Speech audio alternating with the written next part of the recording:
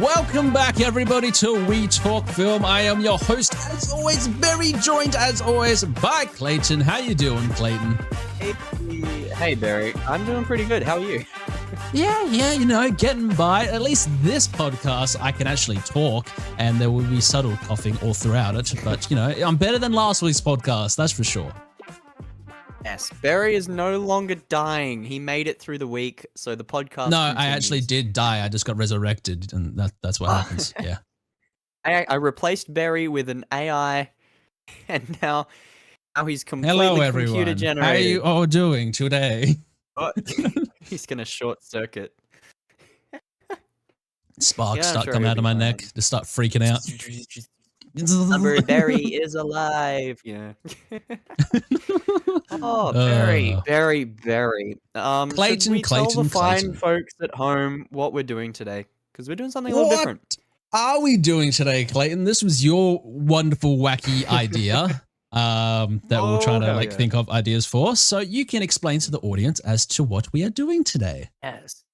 Well, the plan was originally do Gran Turismo, but unfortunately the times and wacky cinema stuff meant that we couldn't go see that for this. So I thought, hey, Barry, why don't we stop spending our money at the cinema and just look at some movies that we've seen? Some movies from a really long time ago, because today we're talking about... time ago. Like before you were born, and that's insane. That's saying something. Today we're talking about the best films of the 1960s. It's going to be a massive draft list. We're going to get into each film, what makes each film special, and what makes each film hold up against the test of time. Oh yes. As good films go. There's plenty of them, that's for sure. Oh yes, we have some massive lists. But before we get into those lists, why don't we roll the news intro, because it's that time of the week, folks. Our top story this week, I say top story, it's just the one that I wrote down first, is we're getting a Toxic Avenger reboot starring Peter Dinklage. No. Oh no. It looks awful, and I never want to see it. So that's that story. Next up, Marvel visual effects workers have voted to unionize. Yay! It happened. Pretty important story. I'm happy. Yeah. Hopefully, it's a good step in the way of fair pay, fair work, and better visual effects in movies, which is the thing that most people care about the most. So, hopefully that goes well for everyone involved. Well, actually, I'm surprised that it didn't happen earlier, because this has been going on for years now with the whole visual effects team working for Disney and stuff like that. But I'm happy that it's finally happened. Yeah, well, I mean, they've been pushing for it for ages, and I guess with the pressures of the writers' strike and all of that, the union vote went through, and so that makes it easier for those guys to sort out their worky stuff. So that's fun. It is fun. Good on them.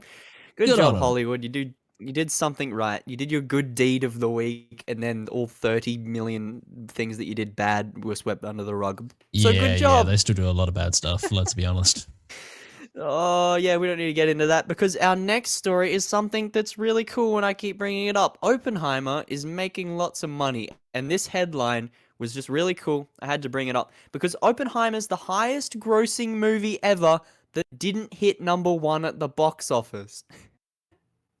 What? So, it's the highest grossing movie ever that didn't hit #1 at the box office, because it came out the same time as Barbie. Same time as Barbie, it's the yep. highest grossing movie that didn't meet #1, because all of the highest movies that hit #1, the biggest films out there, all of the Avengers movies, the Avatar movies, they didn't come out on a day where something bigger than it came out. Yeah, fair point. Not that surprising, but it's a cool headline. I just wanted to bring that up. Yep. Moving over, we got some more superhero news. It seems like we have a shit ton of superhero news every week, because that's the majority of films that are being made today, so we better cover it. First up, we got some news from James Gunn and the DC side first. First thing, Dave Bautista says that he wants to play Bane in the DCU. Apparently, why not? He mentioned that He's to mentioned James it Gunn. many a times. Apparently, James Gunn's keen as well, considering they've worked together on the Guardians films, and he would fit Bane. He's a big, Yeah, bald guy. That's big Bane. bold guy. That's all you need. That's basically That all is you all you need. need. Yeah, he'll be really cool as Bane. I guarantee that will happen. If Bane shows up in the DCU, you can bet it's going to be Dave Bautista. Oh yeah, oh yeah. It James needs Gunn to be. won't have It to needs look to for be. anyone. Nope. No, that'll be good. But James Gunn also said something, and this was some news that I discovered on my own in one of his Ooh. Instagram comment sections. Someone asked him about the plan for a legendary Star-Lord movie. James Gunn said that he has absolutely no idea if it will ever happen, but it definitely won't be from him. But it was his idea, so he gave that idea to Disney to have that whole thing. But he said if it does happen, it won't be him, and there's no plans for it right now that he knows of. So that kind of sucks because that probably doesn't mean we'll see Star-Lord in a Nova show because they've got that whole thing going. Yeah, that whole thing going on. Well, that's the thing, because it's just like, obviously James Gunn's finished with Disney now because he's basically their opposition. So it won't be like anytime soon, or probably not never ever again now. He will be working for the big man himself, well, Kevin Feige. So I think the Guardians was done. It was over. It's finished now. They'll get someone else to come in and do the Star-Lord stuff and Nova stuff. And yeah, fair enough. And it might be good, but who knows? In other news, Blue Beetle, a movie that we're looking forward to see. Excuse me, that Australia gets it a little bit later than the US, so everyone over there's already watching it. And I'm disappointed. We're stuck waiting to see it. I really want to fucking see it, just because of the reviews as well.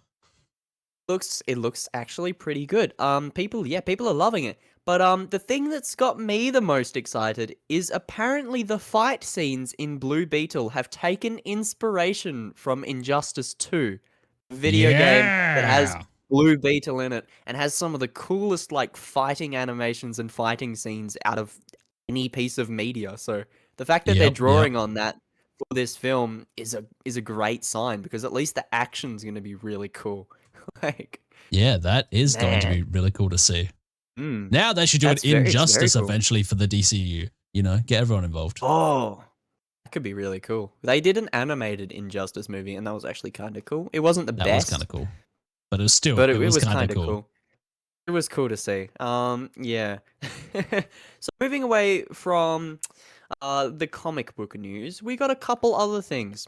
We're going to transition from that story that ties into another video game story, because apparently there's a rumored Jak and Daxter movie in the works, Barry. Yes, I did see someone mention that in some article or something like that, with Tom Holland and Chris Pratt set to star as the titular heroes. And I'm still even more confused about that. Jak and Daxter. No one's played a Jak and Daxter game, Barry. They haven't released a Jak and Daxter game in like 15 years. No, Jak and Daxter was always kind of like Ratchet and Clank's edgier brother that no one knew about. So it's kind of weird to see it. Ratchet and Clank got a movie, and that was actually pretty fun. I liked the Ratchet and Clank animated movie. But apparently, and this is Tom Holland as well. Tom Holland wants to do it as like a live action A24 weird film. It was like a tweet from him or something. I don't trust Tom Holland in his decisions anymore, especially after some of the more recent stuff he's done. No, I'm glad he's not making films. He's all right to star in them, and he's a good Spider-Man, but yeah, he's not allowed to just hurry up and make the next Spider-Man film so he has something to work on and I'll be happy again. I think he's trying, but yeah. We'll see what happens there. We'll see what happens. What have I got? Not much. There wasn't that many things. Oh yeah, we got 2 announcements. That I completely skipped over in my notes. They're just sitting there and I missed them. We got one for a Godzilla spin-off series based on the King of Monsters movies. Called Godzilla Monarch Legacy of Monsters, and it's got Kurt Russell in it. What a title. Looks kind of cool. Oh, this is, I heard about this. They also have his son as well, is playing a younger version of Wyatt. him. That's right, yeah. So yeah, him and his son are playing the same character in it. I'm all for more Godzilla. Godzilla's Yeah. cool to watch, no matter what. Even if They're the all movie's right. bad, it's still fun to Yeah. see Just monsters big smash CGI stuff. So. monsters. Yeah. That's what we want. Just do Yeah. more of that. Entire film. And it looks like, yeah, we're getting that. I mean, as a series, so that's more opportunity for big smashing monsters, I think. Yeah, probably more people talking, being a TV series. I hope Budget not. constraints. Budget constraints. We'll see. Anyway, we don't know much else about it. But speaking of things, Speaking of things, we're getting a Scott Pilgrim anime. That's a thing. That Scott has been a Pilgrim. thing, and it's been a thing for a long time now. They've been trying to get made and everything like that, and they finally did it, and they have every single cast member from the live action movie returning for the anime, which is amazing. Looks really good, but it's one of those things where I don't see the purpose of it considering the movie's really good. It's like, does this need to exist? It's more just of like a brand name recognition and them making more money on it. It's the same story. And the shots are pretty much identical. I don't know. But it's anime. I don't know how to feel about it. You can do more. You can do more. Like they show. I've seen the trailer for it, and like they've gone all out even more. So being animated and what they can actually show and stuff like that. So I'm looking forward to it. Yeah, same. I mean, Scott Pilgrim is one of my favorite movies of all time, so I'm happy to see more. And I guess it gives me an excuse to watch it again in this form. Yeah. So sure, I'm all for it. Yeah, that's pretty much it for this week's news, apart from one wacky story, because I always save the best for last. Yes, I love the wacky stories. This story made me laugh for about 2 minutes straight because this is the most absurd thing I've ever heard. Oh my god! Here we go. Preparing myself. So Margot Robbie, did you know that she was recently offered $250,000 for something? I want you to guess what that amount of money was to be paid for. What service do you think she would be providing for $250,000, Barry? What do you think? Someone taking a picture of their feet. You're right. Was it Quentin Tarantino? No, it was a website. Like, it was a proper like foot fetish website. Offered her $250,000 for pictures. What? Where is that money coming from? Am I just unaware of how much money that industry makes? What? Yeah. You know, where's my $250,000? I'm a celebrity. Yeah. I do a podcast. We talk feet. We got the logo ready and everything. WTF? It's still WTF. Don't need to change the logo. Nope. Oh god, that's the sequel. We'd make $250,000 apparently. Yeah. Give us a call. We'll talk about fate. Yeah, sorry guys, we're rebranding from now on. Yeah, we're rebranding now on. We no longer talk about movies. Oh god, man. Yeah. That story is still so funny. It's like that is hilarious. Some company actually wanted to pay that amount of money. I'm assuming she's going to deny it. Yeah. I'm assuming she's going to that's the thing. No. Just go and watch Once Upon a Time in Hollywood. Her feet pictures are like everywhere in that. And Barbie, any movie that's with right. Her. Yeah. I don't think I've seen a movie with her in it where she doesn't. Suicide Squad had it. Both Suicide Squads had that. Both Suicide Squads? I think. Well, I know the first one because she was in that jail cell spinning around, and I think she was. I'm sorry, this is just off the top of my head. Yeah, I'm not the expert at this. Disappointing, Clayton. You know, we're part of We Talk Feet. We have to know these things. Oh God. Yeah, let's move on from the news. Let's move on from that. That's it from the news. Press the button. Let's go into the next section, boy. Screaming. I don't know. Just something on the soundboard. So yes, Clayton. We are going to discuss movies from the 1960s.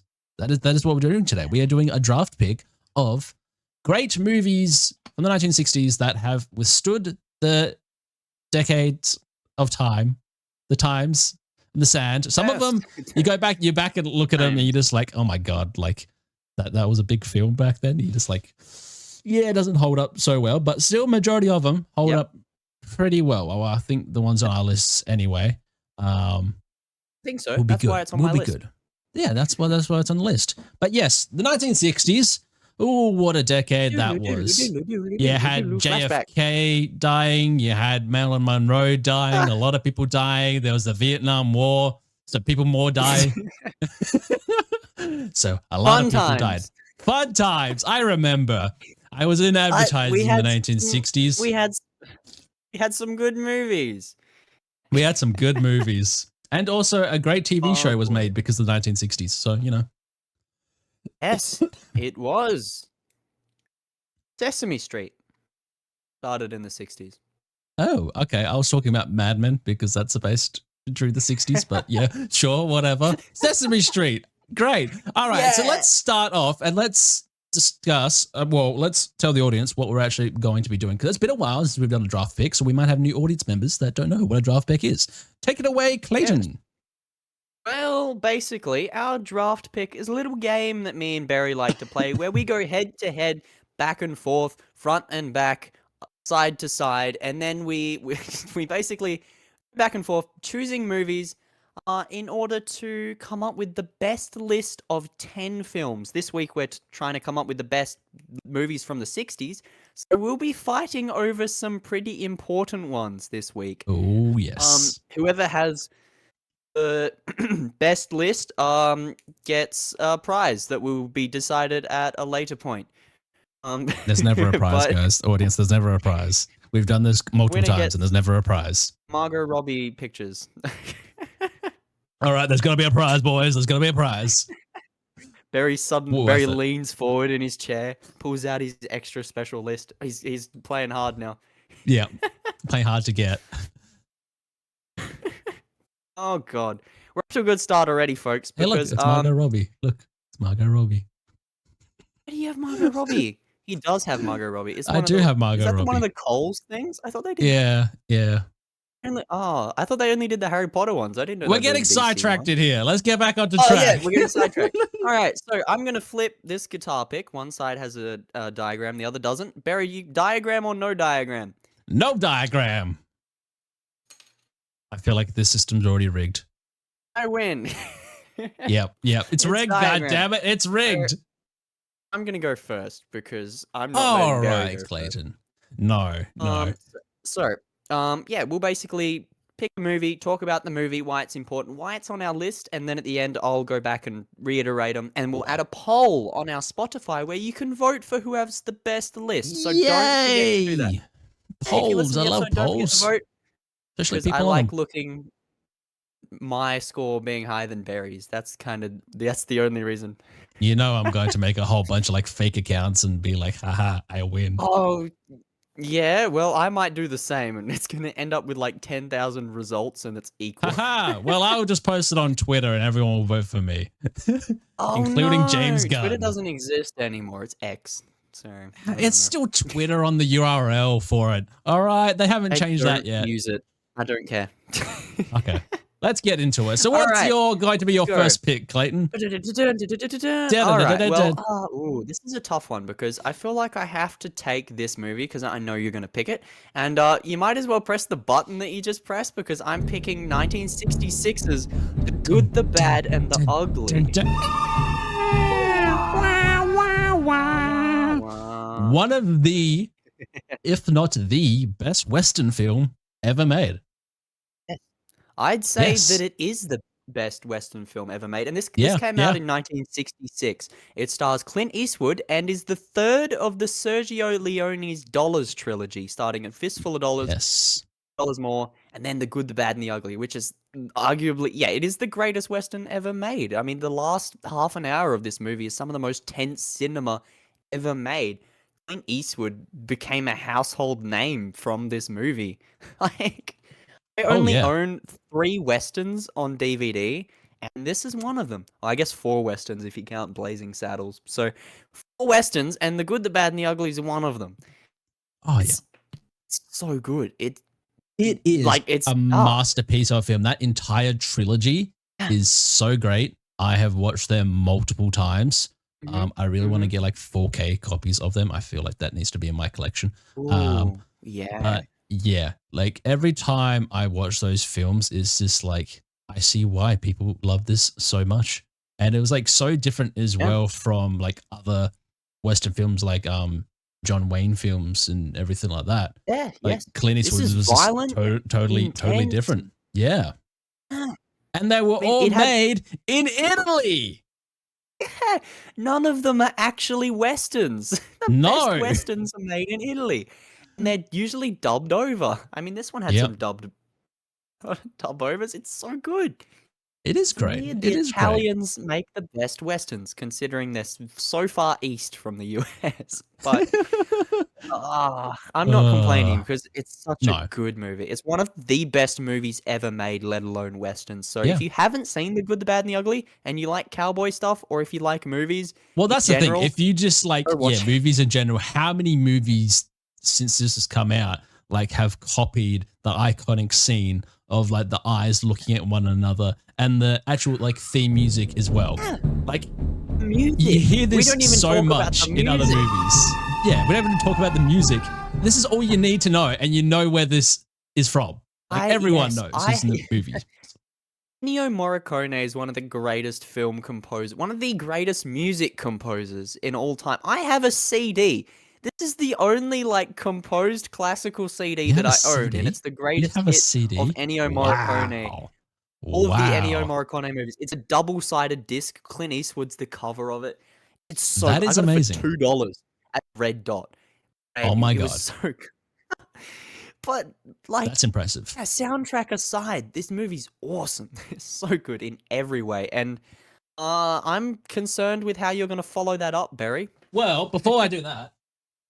Oh, he's getting up. Where's he going? I should have put my hat on when we talked about Clint Eastwood. Got the hat? This is actually the hat made from the exact same company that made Clint Eastwood's hat for the trilogy. Holy shit. You should have put the poncho on as well. This is the exact one. I had the poncho. Oh my god, I should have put the poncho on. Yeah, so obviously I am I would wear those to taste every day. I would wear those every day. Yeah, yes, I know you would. But yes. So my first pick is going to be something a little bit different from what we were talking about before the start of the podcast, because I know you're not going to pick that one. So my first pick, because I think you might pick this one more than other ones, and I wanted to grab it before you do, is going to be in 1968. There was a lot of big films made. A lot of big films made came in 1968, but one of them, which started a massive franchise that is still continuing to this very day, is Planet of the Apes. I'm so glad we like have webcams now for the draft pick, because now we can see people's reactions. Yep. I can do this to you. And you can do that. Yeah. But yes, I am going to pick that one before you got it, because that is still one of the best sci-fi films ever made. Even so much so than another one that might be on my list, depending on if you take it or not now. But yes, this is like what started the Planet of the Apes franchise and what we had today. And when they tried to reboot it multiple times and did it again for, was it Rise of the Planet of the Apes back in 2011 with Andy Serkis and his trilogy and everything like that. That was just like, yeah, but this is what started it all. And I was like 4, 5 when I watched this first one. And even like back then, like it blew my mind. It was kind of like a bit dorky because you could obviously see the people's mouths in the monkey costumes and stuff like that. But yeah, like the whole ending scene and everything like that, it was like, oh, it was actually Earth the entire time. You bastards, you damn dirty apes. You ruined everything. Yeah. And Dr. Zaius and everything like that. Balls. There goes the planet. But yeah, it's just like how much of a phenomenal film this is, and still like the idea and the story of it, besides the obviously the monkey suits and stuff like that, it still holds up. I watched it at the beginning of the year, and it's still just such like a unique film on what they want to try to achieve and everything like that. And it's still like, if this came out today, I think it would be like even as big as it was back then because of the idea for it and everything like that. And it's just kind of like one of those surreal type movies where the monkeys took over those goddamn dirty apes. You bastards. It's Earth all along. Yeah, Planet of the Apes is one. I only watched Planet of the Apes at the start of the year. I'd seen Rise, the Rise trilogy, and I had never. The first movie was always a blank slate in my cinema history. And watching so have you seen like all 11 of them? No, I've only seen the first of the original ones. I just didn't bother with the rest. Okay, yeah. The only good one's the first one. It holds up so well. It's so good. Even knowing the twist, because you can't not know the twist now. Like 70 years later, it's impossible to not know the twist, but it's still really good. Charlton Heston kills it in the main role. I love the monkey suits. I want one of the monkey suits from Planet of the Apes. They're probably all disintegrated by now, but yeah, sure. I want like a remade version that I can just wear. I can wear that to TAFE every day. That would be pretty cool to see. So I would like to see you do that. But rock up with the monkey suit? I would get bashed in Northbridge. Oh, you would, for sure. You would. I would get mugged. I'd be like, hey, man, quit monkeying around, and then I'd get stabbed. All right, I'm gonna pick number 2 film now.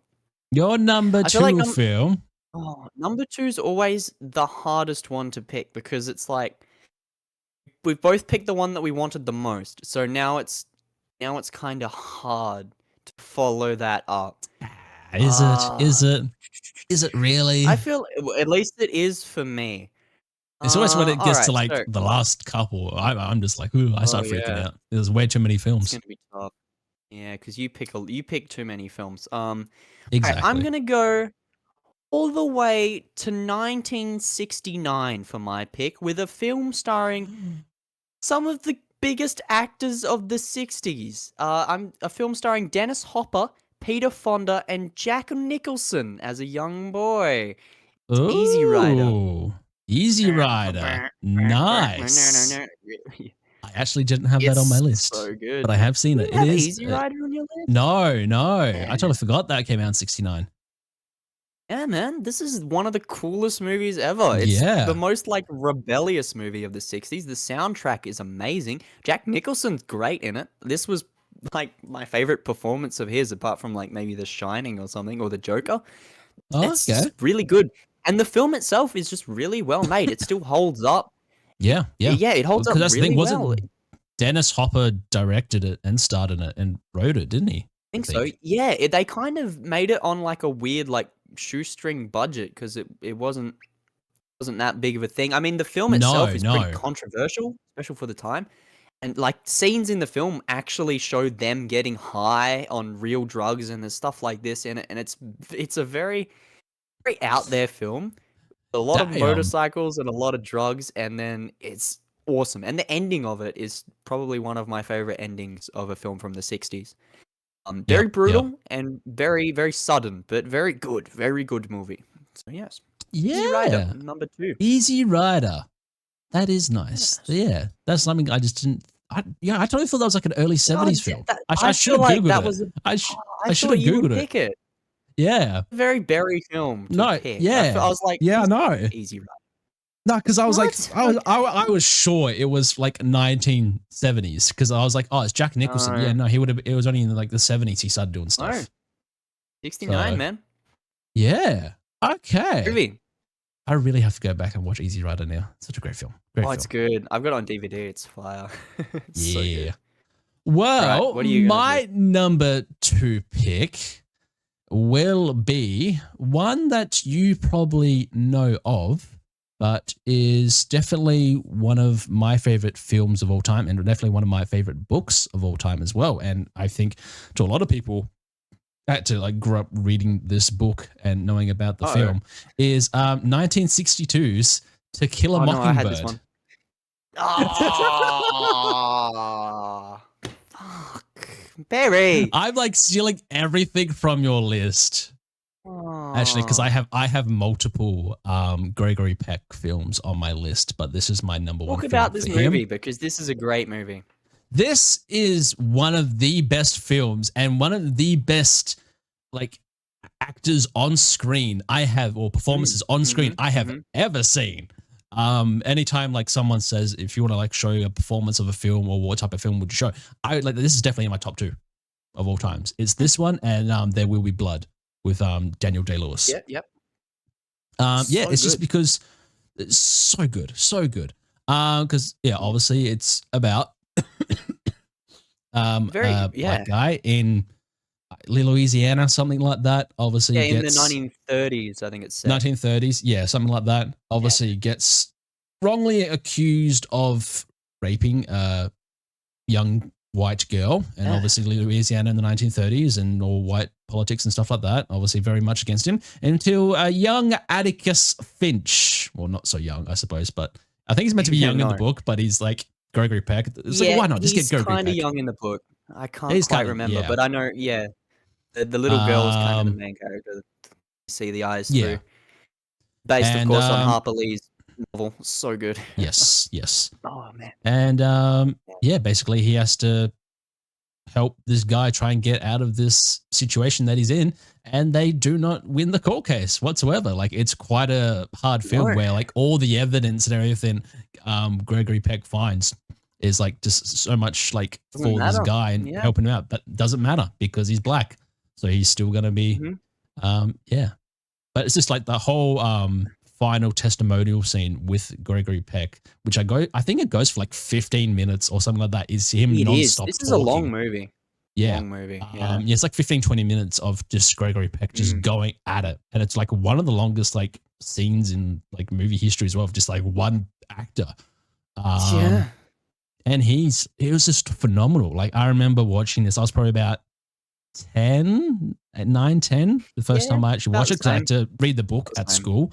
And then I was like, oh, I'll watch the movie as well. And I just like fell in love with it, mainly because of Gregory Peck's performance. And then from that, I went to like try and find all his other films and everything like that. And I'm pretty sure this is the one he got Best Actor for. He got his first Oscar for. Was this film? I think so. Yeah. I think this is his best performance out of any movie. Yeah. Out of any movie he ever did in his career, this was definitely his best performance. But yes, what a wonderful film, and it's still quite like surreal to watch, even though like obviously all these events with racism and stuff like that, it still like happens today, and everything like that. But it's just like going back and watching this is still, it's like this has been going on for like that long now, and it was such a big thing even back then when this movie came out, and you know. It's a very full-on movie because I think it's only G-rated as well. So it's definitely one of those ones that you see young and it stays with you because it's a very adult, mature film. I mean, the events in it are very intense. Yeah, the story's it's PG presented now. in such a way. Oh, PG now. It was probably always PG, but yeah. It's one of the most famous novels ever written. It's adapted from, and it surprisingly does it justice, which is very uncommon for book adaptations. I've got a couple on my list today, actually. That was one of them. But yeah, it's a really good movie, so I'm kind of pissed you took it. So I gotta find something else now. Okay. Yes, you do. I mean, there's still one that I've mentioned, but you haven't taken, which you could take, even though I know you don't like the movie. Kind of, I do like the movie. I don't like parts of it, but we'll talk about that when we get to it. You don't like parts of the movie. I don't like parts of the movie. I don't like the start. We'll get to it anyway. Let's okay. Run it back. Right. Run it back. You know, I'm gonna pick another film from 1969. Ooh. This film cool things happen in 69.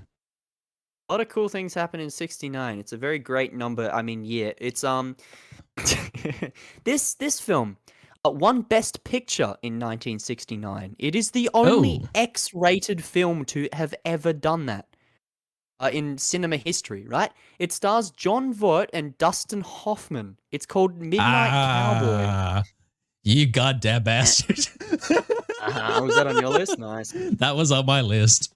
Oh my god. I watched this movie for the first time this morning. So okay. Yep. It was on my list as like a to watch. I watched 3 movies that I had to get around to over the weekend for this list, and that was one of them. And I loved Yeah. every second of this movie. It was just Yeah. it weirdly hooks you, and you get Oh yeah. enthralled into the story of the characters, and everything's really good. And watching it, I was like, Dustin Hoffman's character is familiar, and it's not because of the like, "Hey, I'm walking here" or stuff like that. It's because the rat from the Muppets is based on his character in this movie, and I Yes. and Yes. There is like once I if you figured go that out, through like a lot of yeah, shows and stuff like how many like characters are based off yeah, Dustin Hoffman's performance as Ratso Rizzo, especially mhm. like rat animated characters is it's I great. It's know. great. But it's funny because then I watched the Muppets episode where the rat gets sick and Gonzo becomes like a like a pimp for some chickens. Wears the necktie and everything. They kind of do the movie in a Muppets episode. It's very weird considering this is an X-rated film and it did so well. And it's definitely only like M by today's standards. But Oh when it yeah. came out, this was pushing so many boundaries of so many themes of homosexuality and drug use and all sorts Mhm. of Mhm. wacky stuff in this movie, and it's done really well and Yeah. really entertaining. Such a good movie. Well, that's the I thing love it. because I probably only watched this 5 years ago, type thing. And the reason why I only watched it 5 years ago was because of the scene where he's like, "Hey, I'm walking here." Yeah, I yeah. like saw a clip of it, and then was like, "Oh, that was all improv as well." Oh, So wow. That's yeah, one of the greatest lines in cinema history, and the soundtrack to it is really good as well. Harry Nilsson's "Everybody's Talking" is a yes, great yeah. song that I want was probably the reason I wanted to watch this because I like the song. It's like, "Oh, it's the theme from this." I'm like, "Okay, I guess I gotta watch this." And I really liked this. That's why it's my number 3. Ooh, Midnight nice, Cowboy. nice. Midnight Cowboy. Mhm. Okay. Well, Ooh. since we're at number 3, okay, Mhm, I'll just mhm. gonna add it to my list. I still love it every time I watch it. 1968. I for the longest time I thought this film came out in 1969. Um, but no, it was 1968. Oh, okay. Yeah, right. 2001, A Space Odyssey. I'm just putting there. It's Oh, probably one of his best films that he ever made. I still love it, every single little bit of it. As like a mhm. sci-fi enthusiast, like after watching Star Wars, this is definitely very much like maybe within the first couple months of watching Star Wars, I then watched this and was just like even more blown Oh, away that wow. sci-fi could be very different from what like Star Wars was. Because that's the thing, when I was a Yeah. kid at that time and everything like that, I thought all these films like Star Wars and Space Odyssey and stuff like that were all like around the same time, like they came out all around the same time, not like a decade They're after all one similar, another. yeah, yeah. Yeah, yeah. So I like to think I was just Yeah. blown away, um, especially with how 9000, the like AI Oh, character yeah. in that. I'm And I sorry, remember Barry, that I as a cannot do kid. that. Yeah, and that was just like so phenomenal to see. It was actually, oh, this is actually like a robot that's the villain, type thing. Because I saw this, Yeah, yeah, way before I watched Terminator or anything like that, and it was just yeah. like, Well, oh, this like came out, this like, is like, 30 years before Terminator, 20 years yeah, before Terminator 3, yeah, but, like, and they I were mean, already yeah, like talking about like, AI taking over, and now look what's happening. We're in 2023, and they have taken over. yeah. They've ruined This movie's everything. so good. It's really long, and there's some segments in it that really bore me. So, Oh usually if I yeah, watch it, yeah, fast forward the monkey shit because the monkey stuff's kinda boring. yeah, But, yeah, yeah, once it gets yeah. into the whole sci-fi elements, that's when it really comes into its own, and I mean, this movie is yeah, it's one of the most, like, recognizable films of all time. Well, that's the I mean, thing. Even Barbie. Barbie's opening Yeah. 5 minutes is like just a straight homage to this film.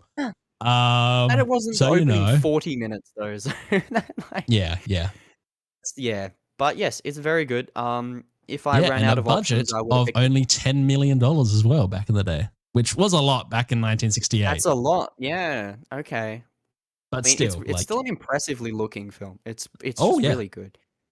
Just everything about it. I mean, Kubrick, his movies tend to be really awesome to look at and really shot well, so yeah, I mean, what can you expect? It's a great movie. Oh, oh okay. yeah. Now it's my number 4. This is where things get a little bit hard and wacky because we're in the middle. It's like, do I want to pick good ones now and then be stuck later, or pick some slightly less ones now, save others for later? All right. Okay. Ooh. All right. No, I'm gonna pick one from 1964. This is Okay. one of the best spy movies ever made, starring Sean Connery. It's called Goldfinger. Goldfinger. I thought you were gonna go with the original one. Dr. First one No? that he did, Dr. No, yeah. On my list as well, but I like Goldfinger better. I have From Russia with Love and Dr. No and Goldfinger I have all on my list, Thunderball but I'm as not well, going to have 'cause like they're all any of good. them. Yeah. Russia All with the Love is James awesome Bond as films, well. man. All the James Bond films are just phenomenal. Oh, yeah. I prefer good. From I Russia with only- Love more than like like all that the one other too. ones. Yeah. I can't Pretty like good. remember much of Goldfinger, if I'm being honest. It's been a while. It's got been the a while. guy who turns people to gold. He's got gold Yeah, I know fingers that. and he I remember kisses that ladies. part. But like everything else. It's like the coolest part. Yeah, that's all you I'm need to pretty remember. sure he has like a snake in his bed. I think that was Goldfinger. It was either, I think he had a snake or a spider in his bed. They all kind of blend together, the Sean Connery ones. I But need to this have a one's just James really Bond cool. marathon. Yeah. Yeah, all 30 billion of them. Yeah, let's All do that. 30 I billion. did that Yeah, one. let's do it. Went to We'll Civic do a Video and podcast about it. got out like the first 20 The Bond podcast. all at once. Bondcast? The Bondcast. We talk Bond. Talk Bond. Talk underwear. We talk bonds. But yes, Goldfinger, definitely one of the best James Bond films. James Bond film had to be on Yeah. the list. Like, Yeah. we had to pick one of them. I had to pick one. I wasn't going to pick more than one, but I had to pick one. So Goldfinger. Yeah, the one. And I think it's the most critically acclaimed. I think people like Goldfinger the most. Yeah. Because Which, that was they're good. his They're all good. fourth? Second. Second. No, you have Dr. No, and then From Russia with Love, and then was it Goldfinger? Because it was 62, 63, then 64. It's either that one or that one. The Goldfinger was third. It was Goldfinger then Thunderball. So yeah. Yes. Yeah. No, like all the Sean Connery like Bonds, like I love them. I just love Sean Connery as Bond. Obviously besides Daniel Craig. Daniel Craig is still the performance, but yeah, having Sean Connery and like that was my first ever introduction into Bond as well. Was Sean Connery's Bond. I still like remember it and it's like, oh yeah, no, he's cool. He's cool. So cool. He is James Bond. I mean, he did like 7 of the movies or whatever he did. But yeah, they're all so good. I love James Bond movies. So yeah, I had to pick one on the list, and now I'm throwing it to you because I'm concerned about what you're going to pick next. Ooh. What movie are you going to take from me now? I'm not going to pick a James Bond film, even though there are many more we could pick and everything like that. But I wanted to change my list up a little bit. I wanted to change my list and be like, oh, these are movies that I would say you're not going to have on here. I did some heavy researching, not really so much heavy researching, but it was just a list of 1960 films. So is this my number 4 pick? Is my number 4 pick? Yes, this is your number 4. My number 4 is also another film that came out in 1964 that is absolutely phenomenal and still every time I watch it, and I watched it recently with my niece and nephew, just absolutely blows me away every single time I do. Is going to be Mary Poppins. Is that on your list? No, but I do like it. It is good. Yes. So Julie Andrews, Dick Van Dyke. It is such a magical film still to watch to this day. Everything about it, and it was just like the first time I ever really could see like musical type films and really enjoyed it as a kid. It came out in 1965 in Australia, but 1964. The sugar go down. Yeah, and like the whole like animated scenes with her like 2D animated characters, and then her like interacting with them. And now that I go back and watch, you see the eye lines and they don't line up properly. But that's a whole nother thing. But it was all right for 1964. It was pretty good for 1964. Not gonna lie. I mean, I watched it growing up. I know the character. I know the story. It's been done a billion times. It's so good. Child, holds up well. Like I think every single child growing up has watched this film at least once. Even still today. Well, that's the thing. My niece and nephew have watched this film like multiple times now. So, and then they try to do the reboot recently with Emily Blunt, and then apparently it was trash. It's not good. I've seen it. It's not good. I don't remember what happens in it other than it sucked. Oh, okay. But the first one's really good. Yeah, just Mary Poppins. Yeah, and even in Guardians 2, I'm Mary Poppins, yo. That's what he is. Yeah. It's just a reference in so many big films. The Simpsons, where Mary Poppins takes off and gets hit by a plane. Exactly. Oh. Yeah. All right. You know what?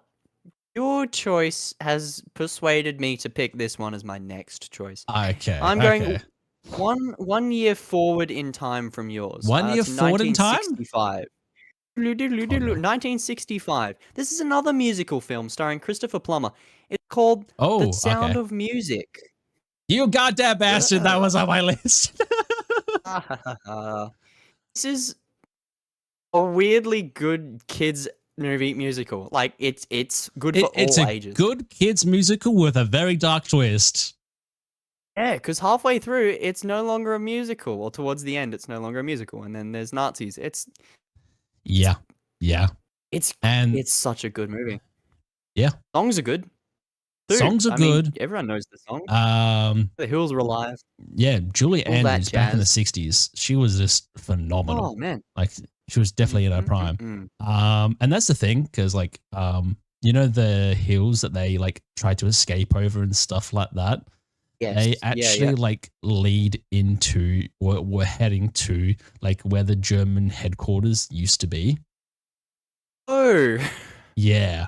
Because where were they trying to escape to or whatever? I'm not quite sure. I know they were in Austria or something where they were. Yeah, I can't remember. But it's been so long since I watched this movie. It's been so long, but where I remember getting told this by my father, whose family is all German and from Austria, and they know all those locations and stuff like that. Which side? So not the good side. The good side. I promise you, the good side. You have to define what the good side is, Barry. Not the ones that raise their hands. I started doing that. But no, he actually, I remember watching this film as a kid, and then he's like, oh yeah, those hills and everything like that where they were going to is basically straight towards where the Nazis had their major headquarters, just over those hills, and that's the direction they were actually headed to. And so ever since it's ruined the movie for me. I'm just so they were going to their deaths. Intended. I wonder if the filmmakers knew that when they did it, because it wouldn't have surprised me if that was what they intended they were trying to escape the Nazis, but trying keyword. Yeah. So okay, you've just made it a sad movie now, Barry. Before it had a spark of hope. Okay, never mind. What's your number 5, Barry? My number 5. Ooh, can I do a real big spice it up a bit? You're doing? He's typing. I'm typing. More research now. Oh yeah, no. You're probably gonna get very angry at me for saying this at my number 5 because you would probably have this on your list. In 1966, a small little action comedy film was made that started off a generation of people loving these gentlemen.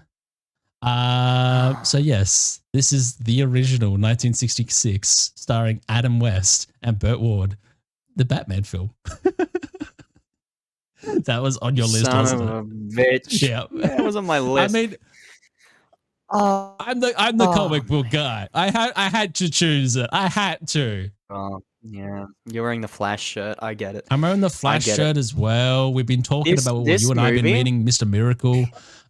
This movie is wacky. It's the funniest superhero movie I've ever seen. The jokes are great. Some days you just can't get rid of a bomb. shark repellent. There's nuns on the board. It's so Oh funny, man, and it's it still is the just like. Oh my god, it's such a a side of Batman strange that holds up really that, well. I love and it. it's never been like done again, which is like so great about it. Like we've never seen this kind of goofy Batman character like Yeah, ever again after Adam West. They all really. just been like really serious and stuff like that. But yeah, because I know like recently, well, I think like a year ago or whatever, I actually go back and I actually watched this film because when the new Batman film came out, I know Corridor did a video where they replaced him with like Adam West's That's right. Yeah, Batman. I've seen that. And I was Yeah, just like, that's oh my good. gosh, I have to go back and watch the original film because I have like a really old VHS copy of it. Oh, And nice. So cool. so yeah, I like set it up and watched it again. I'm just like, yeah, it's so wacky. It's just so wacky. So much fun. Like it's So one much of the fun. most fun As a you kid can have with watching a movie. this, I was just like, yes, I love Batman. I love Robin. And then I watched Batman Begins and I'm just like, all right, this is cinema. Yeah, it's true. It's true. It's true. Oh, I love that movie. It's so good. And now it's kind of annoying because you've picked a lot of movies that I wanted. I'm not Haha. quite now I'm not quite sure where to go. I picked a musical. You picked Batman. Oof, oof, oof, oof, oof, oof. Okay, I'm gonna pick a film from 1967. This Ooh. film is, in my opinion, the second best prison movie ever made, You below The goddamn Shawshank bastard. Redemption. I'm picking Ah, Cool hell. Hand Luke and Paul Newman. Ah, okay. Oh no, I there's thought you were another. picking a There's different a film. no Yeah, that that's one's earlier. coming up later. That was Ah, okay. 4 years before. No, I'm picking Yeah. Cool Hand Luke, which I Cool Hand prefer. Luke. Okay. Again, really, really good, entertaining movie. It I yeah, the actually whole haven't film seen is it. just the whole film's just him not No. conforming, and it doesn't have a happy ending. You'll love it. You'll Nice. love it. It's I love great. my It's non-happy ending yeah, films. such a small scale movie. The whole thing's shot in this tiny little work prison camp. They work on a chain gang on these highways. And yeah, the soundtrack's really good. Just the character of Paul Newman himself is really good. The movie's actually really funny and lighthearted and entertaining, like right up until the end where all of a sudden it's no longer that. The guys have had enough with Dennis him and Hopper's in that this film. that's right. There's lots of big Ah. people in this movie. And yeah, it's really well done. I highly recommend checking it out, especially if you love like prison style movies. Yes, I do. I do. Yeah, you should Yeah, definitely watch it. Really definitely. good. I He will eats watch it. 50 eggs. He eats He eats 50 50 eggs. eggs. He does. Why does he eat 50 eggs? I bet because no one can eat 50 eggs. And he doesn't Okay. back down. And he You doesn't watch it, back it's down great. because I'm a man. I'm a real man. His whole thing. That's his whole thing, man. That's his Alright, whole throwing it back thing. to you. What's your number Okay, 6, bro? well, I thought you were going to pick another Uh-oh. No, prison don't take break that one. film. I'm not going to take that one because I know you want Woo! it. I am changing Do want my it. one to a somewhat spy-esque film. Not really a spy, it's more just like a ragtag team of people that try to break into things. But the original 1969, Ah, The Italian Job, starring oh, damn it. Michael Caine. This is another one that was on your list. This is one of my favorite movies. I love this movie. Mini Cooper's Yes, in it, man. Mini Cooper's in it. Yeah, it's just a phenomenal, like, little breaking into stuff film. Definitely not Yeah. the reason. One of the reasons why I went into the business that I did years ago was because I was you like, could I drive could a be Mini this Cooper? man. I could drive a Mini Cooper. Could? Exactly. I'm proficient Right. at it. But yes, I didn't expect that to be on your list. I thought you would have picked like the original Oceans Really? or something like that. Yeah. No, that was in my extended list of if somehow we picked 40 movies, was Oceans, but it's not that good. This one's definitely no. better. This one's way better. Yeah, The Italian Job with Michael Caine. I love movies with Michael Caine. I have a bunch on my Yeah. list just because Michael Caine's great.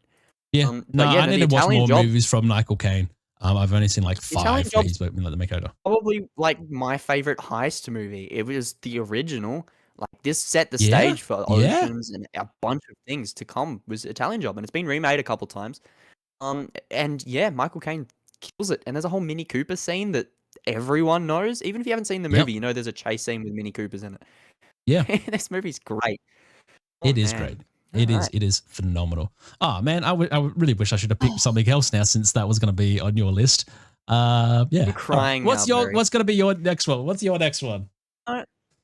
Okay, I'm all right with that because I'm gonna pick a different film from Michael Caine now, which is all Ooh. right because I was gonna stick to just that one, so I'm okay with you picking it because I get to pick this one from 1964, so 5 years before he did the Italian Job. He was over in Africa doing a little film called Zulu, Good and old Zulu. oh boy, this movie is. I mean, it's a little bit problematic in terms of its portrayal of things. For Yeah. the most part. But holy shit, is it a good movie? I mean, the whole conquest and the whole epic size of everything, just the I'm pretty sure shots I and had to watch this at cinematography alone. school. I watched it at school of my own volition to get out of doing English, okay? Oh, So, nice. so, Nice. Yep. so Yep. I Yep. also watched it in school, but for different reasons. And I was like, holy shit, this movie's actually really good. Yeah, no, Michael Caine Zulu. That's my number 7. Nice. Hmm, Okay. boy. So my number 7 then. Ooh. Yes. We're getting low on choices here. I have so many movies on my Mm, list, mm. and there's probably gonna be so many honorable mentions. So I'm just like thinking, should I do like wacky ones or should I do ones that people have known about that are still somewhat No. relevant? Fuck it. Let's throw an animated film in here, shall we? In Ooh. 1967, a great little animated film called The Jungle Book was released. That has Yeah, that was been on my list. remade into live action. God damn it. But yes, it has been remade into live action a couple times now. Already one by Disney and one by Andy Serkis. Mowgli was the one he did for Netflix, right. which I prefer that Mowgli one was more than good. the Disney Mowgli one. was really good. Yeah, I liked Mowgli. Yeah, that one was cool. The but original yes, is just completely different. It's so good. It's different Yeah. league, man. Had this film on It's- VHS since I was a kid, and yeah, watching it all the time. I know all of the songs. I know everything that happens in this movie. It's so good. He yeah, has the like bare necessities and it's everything else. mainly the music in this film was just man. on point. I think that's why everyone remembers it growing up as a kid and everything like that. And the reason why it did so well. Because that's the thing. The budget for this film, right, was $4 million, 1967. It's pretty reasonable for a Disney film. I mean, Disney money. Box office back then, well, overall, $978 million. Jesus. Oh yeah. Yep. I believe it. Hell, This had some of the not greatest. $378 million. That's a lot That's less, still but a lot. still really impressive. That's still a lot. God, that's crazy, and that's crazy money for the times as well. I mean, this had some of the greatest musicians of the time on the soundtrack. I mean, this.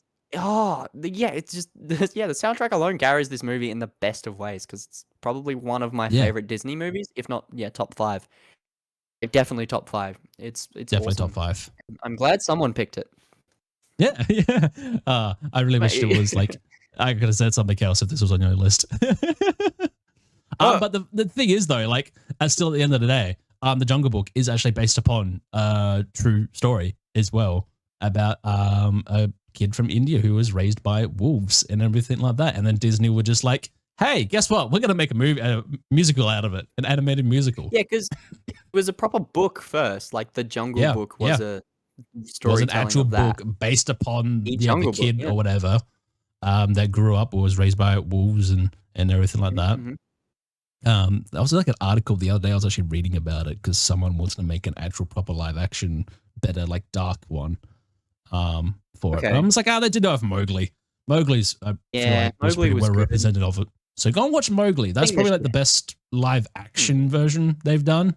But just for the music alone, just watch the original or even listen to the soundtrack of the original. It is great. So good. The soundtrack holds up really well. This was on my list, so yeah, I'm glad someone picked it because I wasn't sure if I was going to get around to it. I was debating it, so I'm glad that it filled your slot just because it's a great movie. Yeah. Now it's my number 8. We've got 3 left each, 3 spots left, and this is a tough spot. Okay, well, let me set you back a few years. 1964, okay?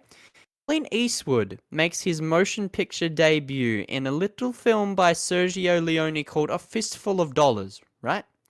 Yep. Well, I'm not picking that one. I'm picking the movie that one ripped off. I'm picking 1961's Yojimbo by Akira You Kurosawa. goddamn bastard. That was literally going to be my next film. I tricked you. I got you good. Yeah. Yeah. And I watched last night. Yeah. What do you think, man? Whoa! Oh my god, it's Fistful of Dollars as a samurai. Yeah. Yeah. I'm like, holy shit, it's still really good. This is awesome. This might be like my favorite samurai movie I've ever seen. I mean, yeah. I so still well have you done. seen Seven Samurai? Yeah, I have. Yeah, yeah. Seven Samurai is really I put good. this on par with Seven Samurai. Yeah. But If yeah, it's we were basically doing- a fistful of dollars, but this Japanese version of that. Yeah. If we were doing 1950s, Seven Samurai would be on my list because that came out in 54. Yeah, no, this is awesome. The story of the lone samurai coming to a town and breaking apart the two families in the most clever and entertaining way. And this movie's really funny and really violent for the time and shot beautifully by Kurosawa. I love everything he does. It's hard not to love it. But yes, watching this, quoting Fistful of Dollars, I knew exactly what was going to happen. Yep. So that's kind of a downside, is that I watched Fistful of Dollars and knew that. Well, that's the thing, before I because knew obviously we grew up in Western society and everything like that, and not really watching these types of films. Of course, we're gonna see, Fistful of Dollars first. But also, while we're talking about Japanese-made films, now I'm not gonna add this to my list, but this is just an honorable mention, just to say there is another one came out in 1962 called Harakiri. I hope I'm pronouncing that right. Yes, Harakiri. Also give that a watch as well if you really enjoy. On my list. That's not Kurosawa, but that's another guy. And yes, it looked really good. I've watched clips of the trailer from it last night as well. Yeah, looks really cool. And, that's just a samurai trying to kill himself or something. But committing harakiri. Yep. But yeah, so cool. A lot of cool Japanese films. And also samurai movies. The Sword of Doom as well, which came out in 1966. Also give that a watch. Yeah. I will. They're all on my list. All right, throw it back to you. They're all on What's the your list. number 8 now? Throw it back to me. That one. Well, there is one that I'm kind of like going to throw off because I've already talked about this actor once today, and he's still one of my favorite actors of all time, which was Gregory Peck. Gregory Peck was amazing, but since we've only got 3 movies left, I really wanted to go all out with these last 3. So my number 1, I'm going to do this in year order of going down. So in 1963, I hope I've done this right. Yeah. 1963, a small film, which wasn't really fucking small because this was an absolute massive film that was made with massive sets, massive amount of actors needed for certain scenes. The budget for this was over $30 million for this one film. Is 1963's Cleopatra. Yeah. So it's a huge movie. It is a huge movie that goes for nearly 4 hours. I have. That's probably another reason why I like it as well. Yeah, I've seen clips of it, of course. We've watched parts of it in our film course. We checked it. We looked at scenes of Cleopatra. That's right. We did. At one point. At one point. But yeah, so I've seen parts of it. I've never had time to sit down and waste a whole day watching Cleopatra. Yeah. But it doesn't hold up too well now because it is extremely long and doesn't need to be as long as it is. It literally, how much detail and everything like that they put into this movie. And I know they're currently doing a remake of it with Gal Gadot. I think is set to star as Cleopatra or something like that. So it's going to be interesting to see when that film comes out. Because obviously it is a straight remake from this one. Yeah, it's definitely not going to be 4 hours unless they do like a director's cut or Zack Snyder directed it. Oh God, no. Oh, I hope not. But Oh, yeah, God. no, there is just something about the grand spectacle of this film and a couple of other films that we're going to talk about afterwards, as long as you don't take them first. It's just an absolute, like, just one of those films I remember watching as a kid for the first time and seeing those big, well, it was mainly like the mass amounts of people they got for this film, like, blew me away. I'm just like, they're all real people. Oh, that's not CGI because this is 1963. That's actually all real people. And yeah, I wonder, like, as well, how close they got to Cleopatra's life and everything like that in detail. Because I'm I not like sure. really I think Egyptian stuff as well. So I think yeah, it takes a lot of liberties with the story. I think it's it's it a would little have bit to. It would have to. fictional, Yeah, for sure. But I'm sure there's truth in it. I mean, everyone knows Cleopatra as a everyone knows historical who figure. Cleopatra is, and Julius Caesar, and everything like that, and Mark Antony and all those guys that were associated with that that whole story. So yeah, I'm glad that you picked it just because of its place in cinema history alone as this massive, huge spectacle piece of film history. Yeah, so cool. Cleopatra for number 8. Cleopatra. All right. Ooh, okay. All right. Okay, we're getting down now. All right. Final two. Yeah. The final two. Okay. I'm going to pick a film from 1963. This is the other prison movie that we mentioned, starring Steve McQueen, yes. Charles Bronson, Richard No Attenborough, one's ever heard of this film before. No one. Other people. No. It's called The Great Escape. It is an amazing prison film. Yeah. Oh boy, it's awesome. It is awesome. So good. So much awesome that Quentin Tarantino had to somewhat do like little remakes in Once Upon a Time at Hollywood with Leonardo DiCaprio, which was even more awesome to see. That was really cool. Yeah, this is a movie that I've seen since I was a kid. Like as soon as I was like watching movies, everyone's seen it. It was this one. Cool. Everyone's seen it, and everyone knows this movie. Even if you haven't seen it, you know how the scene where he jumps the motorbike over the fence looks. You can picture that in your head, no matter who you talk to. This movie's awesome. It set the stage for prison break movies in the 60s. It was the king till like Shawshank Redemption. And even then, it's debatable which one of those people prefer because they're both really good. This had the biggest stars of the time in it. People like Steve McQueen, Charles Bronson, David Attenborough's brother. You know, everyone was in this movie. It's insane just how big it was. And still is because it holds up really well. This probably holds up the best out of any 60s film I've seen, I think. If not, it's up there. No, because they still obviously like mention a lot of like big films, even though like reference it so many times. And when they did do Once Upon a Time in Hollywood, they just used scenes from the movie and then the CGI DiCaprio in it, type thing. Yeah. So it was still like the original scenes, and I was like impressed to see like how much of like even the original stuff what they did, like how well it held up, adding Leonardo DiCaprio in it. Like when they did do that, I was like, oh, okay, well it was like really well shot and everything like that. So it was just like, yeah, it's a good movie. Good movie. Great movie. Very good. All right, Barry, you're number 9. My number 9. 2 left. Ooh. Well, I already have the final 2 for it. I'm not sure. Well, I'm gonna go. I was going down in order. That's right, from year. Okay. So my number 2 is 1962 war/drama film. That also is a very, very fucking long film as well. It goes for 3 hours and 42 minutes, starring Peter O'Toole, Omar Sharif, and the great, one of the best actors ever, Sir Alec Guinness, Lawrence of Arabia. Yeah. Haven't seen it. Haven't seen it. I haven't had time to see it. It's on my list. I was tempted to watch it. I feel like it's on a lot of people's lists. It is like another long film again. But yes, it tells a story of this lieutenant from the British Army named Lawrence, and he basically goes to Arabia, and he's basically trying to find who he essentially is in life. Like, who are you? Who are you? Yeah. like, yeah, I know scenes from it. I know the movie. I know the from scenes person, from the it. historical figure.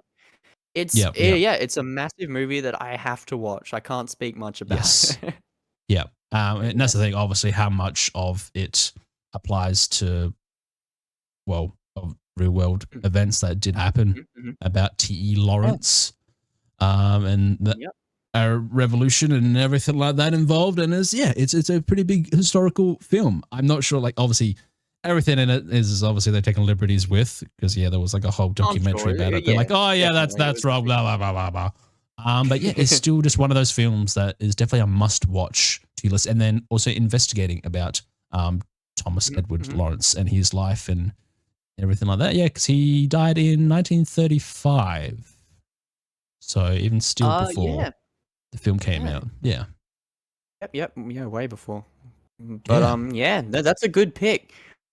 that is a Oh good wow, pick. I got one left. We both have one left. I think I'm going to pick a film that you're not going to pick. Oh, that's This good. is yeah, I'm gonna let you pick your film because I'm gonna pick my film. This is a film that I really enjoy. It's from 1964, and it's arguably like my favorite music movie ever made. It Oh, stars okay. a small band. I don't know if you've ever heard of them. They're called the Beatles. No, Don't never know if you heard of ever him. heard of Never them. heard of him. No, No, never they're have. quite small. No one knows them. But they did a No one movie knows called him. A Hard Day's Night. And holy shit, this is the funniest music thing I've ever seen. Like, this is good. The music in it Yeah. is great. It basically follows the Beatles as they go do a show. That's the whole plot. Yep. But And it's then wasn't it so like a funny month and later wacky. after this coming out was when they like all split up as well or Yeah, something it like was that? close after, but this movie was Yeah. just so well done. It's so funny. Like they're going to a show and Ringo's off just wandering beaches trying to find himself because someone like called him an insult or something. The jokes in this movie is really funny. There's Nobody scenes likes get your clipped Ringo. and played all the time. Pretty much. And then the whole Pretty interview much. scene that I'm sure you've shown. It's like, what's your relationship with your father? No, we're really just good friends. It's like, what do you Yes, call that's that right. hairpiece? Call him Albert. Call him Albert. It's Oh, it holds up so well, and it characterizes just every member of the Beatles in this weird, exaggerative way, which is something I do in a lot of my work, especially with my friends, is I like to include exaggerated portrayals of everyone in a comedy yep, movie, yep. like things that I've worked on with people that have been on this show. Yeah. And a whole bunch of stuff that I'm not sure if I'm allowed to talk about, but yeah, No, things like no, you're that. not. No, I'm talking about the thing with the guy. But Oh, yeah, yeah. anyway, No. not that Not thing, the that. other thing. The other thing. Yeah, thing that's finished. That one. But yes, yeah, no, this movie's great, and it definitely had a massive impact on films that I make, like The Gronkcist, Oh, yeah. the short film that The I made. You can Gronkcist. see all sorts of stuff in Phenomenal. this. Oh, phenomenal movie. Why isn't it on your list, Phenomenal. Barry? Why You do is greatest it on the films of Oxus? the 2020s. Put that on there. Like, does that Well, count? I Can we put still that on there? won the Gronkiest award, so I Oh, you logically don't even won, and I remember what can't your even movie was remember what called. mine's called. Hey, I was that Exactly. high. I didn't need to know. No one, you won, but no one remembers your movie. It's disappointing. It's It's great. very It's great. annoying. How do you think I feel? I feel like Oppenheimer, and you're Barbie, but if Barbie was bad, Exactly. like, yeah. Uh, Oh, so yeah. All right, Barry, what's your last movie? Throw it at me. Number 10. Number 10 is we're going all the way back. We're going back Uh-oh. to the beginning of 1960. Another Stanley Kubrick film. Yeah. Of course, I had to put this in here. I watched Gladiator first before watching this film. So Okay. Russell Crowe's Gladiator. Still Gladiator. One of my favorite films of all time. I should have put that in my top 10 list when we did that. Maybe when we do another one, I'll put it in there. So I rewatched it again recently. But yes, obviously 1960 Spartacus. One of the single greatest films, really, still ever made. About slave Spartacus. who was his name was Spartacus, and he was sold into gladiator fights and did the whole gladiator thing, which obviously then Ridley Scott was just like, hey, I'm going to do my own gladiator film based upon Marcus Aurelius. And it's the reason why like Gladiator got made was because of this film, because Ridley Scott really liked Spartacus. And it's the reason why all of those gladiator type movies got made. There's hundreds of them. Even stuff like Conan the Barbarian draws inspiration from things like this. It's it's a crazy movie, and I hate to break it to you, Barry, I haven't seen it. Oh, it's on the list. And with Lawrence of Arabia, it's on the list. These long ass 60s movies are all on the list. Well, yeah. They're all, and obviously it started Kurt Douglas, the late great Kurt Douglas, as Spartacus in it. And he lived to like 110, man. So he did pretty good. Yeah, true. Yeah. It's fair. It's fair. Fair enough. But yeah, no, just like going back and watching a couple scenes from it the other day, or even today when I was looking at the list, I was watching like the old trailer for it that they did. It's still like it looks really good. Like it holds up type thing for like how many people they have, all the acting performances in it. And yeah, it was just really good to like show the authenticity of like Rome. Yeah. Even so much so, like there's some parts I think they did better in this than Gladiator did. Even though I still put Gladiator that's true much higher up, but yeah, there are parts in this movie that I think are more better shown than what they do with Gladiator. Gladiator is a whole nother thing, and that's a whole nother tangent for a whole nother episode. I like Gladiator, but I'm definitely in the boat that Gladiator is a little bit overrated. So maybe Spartacus would be something I'd enjoy a lot more. Again, it's still very much overrated. Really good. To an extent. Yeah, okay. But I suppose like in 1960, nothing like this came out, and then like the young Stanley Kubrick came in, was just like that usually raises do this movie. Yeah, because if something's the first of something, it's usually like that much more impressive. Which is why films like Easy Rider or The Great Escape get higher mentions, because they were the first to do this kind of thing. And that's definitely one of them. Because it's actually based upon the book as well, a 1951 historical novel by Howard Fast, I'm reading right now. But yeah, it's actually like based upon a book that name's familiar. May or may not be based on real events. Because it's a historical book, like type thing. So kind of. Yeah. kind of hard to tell with a figure like Spartacus, but yeah, that's crazy. Should I run through the lists, Barry? Because we've gone for quite a while tonight. Yeah, we have. Are you just going to say your number 10 that we'll quickly run through the list? I gave you my number 10. I went first. I picked Hard Day's Night. Did you? That was your number 10? Oh, okay. First, bro. That's it. That's our list. Wow. That's our list. That's our list. I thought you still had one more. I'm getting confused. No. Damn. I should have just picked one more. I had 11. You should have just picked one more. No. Well, I'll run through the lists, and then we can throw out some honorable mentions, and then we'll call it there. So I'll start with my list. Today, I started it off with The Good, the Bad, and the Ugly, the greatest Western ever made. Then I followed that up with Easy Rider, the greatest motorcycle drug movie ever made. And then I followed that up with Midnight Cowboy, the greatest gigolo movie ever made. And then I followed that up with Goldfinger, the greatest James Bond movie ever made. And then I followed that up with The Sound of Music as my number 5, which is the greatest musical Nazi film ever made. And then I followed that up with number 6, Cool Hand Luke, the greatest movie about eating eggs that I've ever seen. And then number 7 was Michael Caine's Zulu. I'm not going to say anything for that one. And then number 8, Yojimbo, the greatest samurai movie ever made, arguably. And number 9 was The Great Escape, which some people consider the greatest prison break movie ever. I'll consider it the greatest motorcycle fence jumping movie ever made. And then number 10... the greatest movie starring the Beatles is Hard Day's Night. So that's my list. Then over to Barry's side, he picked significantly worse films than me, so you guys got to vote for mine. Horrible films. He started it off by stealing all of my movies and picked The Planet of the Apes, then To Kill a Mockingbird, then 2001: A Space Odyssey, then Mary Poppins, then Batman, then The Italian Job, The Jungle Book, then Cleopatra, and Lawrence of Arabia, and finally Spartacus. We got a wide range of films tonight. That That's is a quite an wide range of both films. That really good is, lists. Oh my god, yeah, both yeah. really good. Is there anything Um, honorable that you'd like to throw out before we finish as Honorable well? Because mentions. Wow. I still have so yeah, many on here. So there was one big one. Both of all the us didn't same. mention at all. Psycho, Alfred Hitchcock.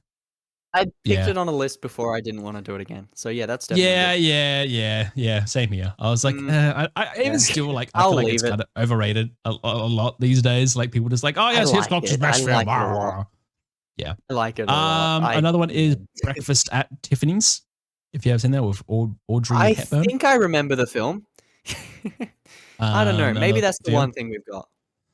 The other Gregory Peck film I was going to say, well, actually two of them. The one of them was The Guns of Navarone, which is actually based upon a real event or true events of World War II Yes, about these yes. groups of guys taking out guns in Navarone. And his other film is the original Cape Fear, where he's hunted by like a serial Oh killer as a yeah. lawyer. Probably a lot of people are Haven't more seen 'em. I've familiar got to with watch the them. remake with that Martin Scorsese did, which is kind of like That's right. crap, if Yeah. I'm being honest. Like it's Yeah. not his best I films. haven't seen it. I've seen bits of it and been like, it looks kind Yeah. of funky. So yeah, I'm definitely gonna check out the original.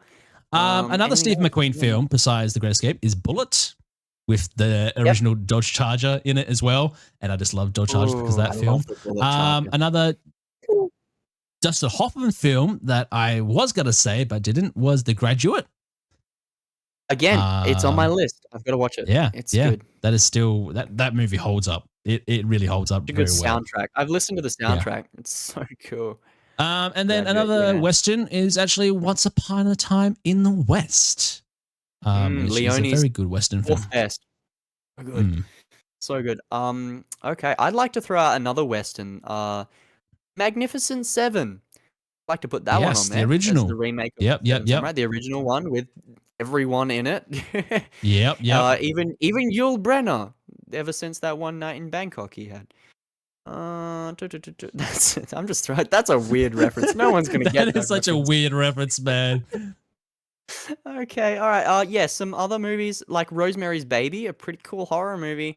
First to kind of do the demon baby thing. Django, the original one, The where he original was Django, white, yeah. it's on there. It's not that great, Yeah. but it's cool, kind of cool. Ocean's 11, the original. Vincent Yep. Price's The Last Man on Earth. I'd like to throw that out there. The Yes, one that's that I Am right. Legend got its idea from. The whole vampires are And everywhere. wasn't also like Pretty cool. Barbarella as well from the 1960s? I don't know. I don't know. I only know the Yeah, Simpsons rip-off Barbarella character, Boobarella. everyone remembers Boob. Yeah, not 1968, Barbarella. We should add Cool. that I'd on also the like. list. Oh, we should have. I like to mention the Battle of Algiers, one of the historical films that's mental and insane and got banned in France because of like its political stances and everything. Great film. Yep. Manchurian Candidate. Dr. Zhivago. Crazy movie. Very long. Crazy. And what? Oh, The Great Silence. That's another Western one that's pretty cool. He's in the snow and he doesn't okay. speak. That's one you should check out. It's definitely not a well-known one, but it's really good, and it has a pretty great twist ending that split a lot of people. I really love the ending of it. And another film, another World War II film starring Michael Caine called Play Dirty that I'd like to throw on that list, and it's a wacky film. It's some awful people in that movie that they play, but it's really good, really entertaining. So yeah, that's the main ones on my list. Some great films in there. Make sure you guys check them all out. Yes, do indeed, movies. especially the ones that we did talk about today. Yeah, definitely. 1960s was a big film for movies, and that's the thing, because this would have been the time as well where they would have been transitioning to color movies as well. Would have been in the early 60s. Yeah, late 50s. Yeah, well, some of these were in black and white. Psycho, Yojimbo, some ones on my list. Yep, To Kill a Mockingbird. Yep, to think these movies all came out within 10 years of each other. Like, this is an insane period of cinema history. It's like, oh yeah, it's crazy. Like, well, that's the thing, because like literally, we don't even see that with now, the two that I chose, like Stanley Kubrick's ones, you literally had at the beginning of the 60s, he did Spartacus and everything like that, and at the end of the 60s, he did 2001: A Space Odyssey. Yeah, It's completely that's two different insane. films. Like, this amount of good movies in such a short span of time is probably, like, Oh yeah. unheard of. Well, I that's the mean, thing. The these are all 60s were amazing definitely films. like the golden age of cinema, and the 60s were a very big, influential Yeah. part of history as well. I think Definitely. in I mean, this 1969 is we had the space race, so all of the experimental films that came out were in the 60s. The 60s was when everyone started branching off doing weird shit, and they had to include classifications and Yep. include a whole bunch of Well, things it and was do the beginning of the whole French New Wave stuff as well. this was That the was what change of from the 60s Hollywood. started. So Hollywood yeah, changed 69. Easy Rider and the releases of movies like that just completely changed Hollywood, which led into the darker period that was the 70s, which was very much an extension of films like Easy Rider. Yeah, that carried in through the 70s, and then yeah, we got more wacky stuff in the 80s. But yeah, this yep. period of movie history is such an important one, and I'm glad that we could talk about it for Yeah, so do a little bit I. over an hour. I know this is going to be one of our longest podcasts yet. Oh boy. So I think that's where we'll leave it for today, Clayton.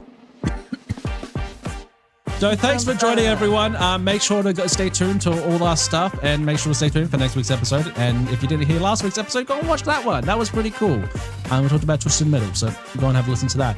And we will see you all in the next episode of We Talk Film. See you guys. Vote for my list.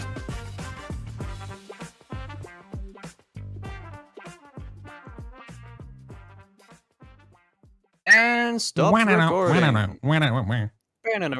I love our theme song. It is groovy. I should download it on my phone. It should be my ringtone. Duck. You see what I'm doing? This is through Discord. No. Wait, why? That's why I just got a pop-up. Yeah, there's a Discord soundboard. Yeah. We can add sounds. That is great. We can soundboard thing as well now. Oh my god. We in the director's cut now? I always have to ask. We are always in the director's cut. As soon as you stop recording, this is the director's America. cut. Ooh, good thing I didn't stand Hello, up. America. I'm not wearing pants. Good evening, America. We're here today. Let's see how it goes. Another thing, I had to cut out about 20 seconds of last episode's podcast because Craig was glitchy for a thing. So I'm hoping today's all right. I forgot to tell you, but yeah, I'm hoping today's all right. Okay. It was 20 seconds of like at the end of a conversation, so I cut it out and it was fine. But yeah, it was weird. I don't know what caused it. So we might have to wait a little bit longer until to end things, maybe. So was it towards the end or? No, it was right. It was like the middle. So it was a weird. Okay. I think it might have just been like an internet Craig connection thing, something. I'm not sure. Yeah. The only problem with using that type of stuff is. I think it was all right. I didn't have anything else up or going, and the internet connection has been green the entire time, so I think it's all right. Okay. So, cool. Should be good. Anyway, hello YouTube. Welcome to our we talk about how we're putting the episode together. Yeah, that's basically. How many of you guys actually watch this? How many people watch our YouTube videos, bro? If you're watching this director's cut right now, listening to our voices right now, leave a comment saying you love Clayton's butt. Clayton has such a nice butt. Make sure to put that in the comments. We're gonna get demonetized. Only if we show Don't it. put my butt in the comments. What? Is that that's downloading? God! Oh my god! So yes, one audience member. That's probably Russian or some kind. Put in "You love Clayton's butt," and you will get a special reward, which is a picture of Clayton's butt. So it's a Margot Robbie picture. Yeah, me and Margot Robbie are going to team up and do some collaborative pictures. Yeah, so her feet on your butt. What? Yeah. Yes. Can I leave the comment for this? Oh, here we go. We're getting unhinged. Oh, gotta love the director's cut, man. Gotta love the director's cut. That was like an hour and a half we went for too, hey? Yeah. All that. Well, we're at an hour and a half right now. Looking at the time. It'll be like an hour and hour and 20, Okay, something just like that. under. Yeah. That's okay then. I think probably. All right, Yeah, it'll be fine. It'll be fine. It's fine. All right, let's extract to my desktop because it downloads Extract zip to file. the desktop. But Nice. yes, obviously there are many things that you and I are working on at the moment. One of them, which hopefully at the end of the year we can actually start talking publicly, to people about. I'm still currently writing and finishing off for, and it is a very big project you and I are working on, and hopefully something we can get going. Because if we do, we're going to be one of the first people in the state to actually do it. We're gonna be rich, baby. Let's go. Woo, yeah, baby. That's what I've been waiting for. So, yes, so you and I still have our further discussions upon that when you have the time this week. I'm also like way behind on tape stuff Possibly at the moment as well. Oh, tell me about it. I finished all of my short factual documents last night, so I should be good because I'm filming mine on Friday. I haven't worked on anything for mine. Baby. I've done the planning document and then that's it. Mine's still not till the 9th until I actually have to film mine. So that's all right. But still, I need to do like other things as well for like other classes. I got to do the Brendan documents and all of these other things. That's right. While also write another script as well for another person. Yeah, I got to finish my other script for that person, a different person as well. Different person. Yeah, and then we also have to finish our song. That's another thing. Oh yeah, gotta get onto that as well. Gotta get onto that. And I've also you're also doing yours like album thing or whatever. Yeah, I got to do that budget for Ben as well. I've got to like put that food budget together for him. I'm still not 100% sure. If there's anyone watching this, it's probably Ben. Hi Ben, I'm not making fun of your thing. I'm just trying to find time. And no, I haven't watched your time cut yet. No, neither have I, buddy. I am sorry. I haven't watched your cut. I haven't bothered doing the intro or whatever. I'm not at TAFE on Tuesday as well because that's the day I'm shooting the show. The Sam Neill show?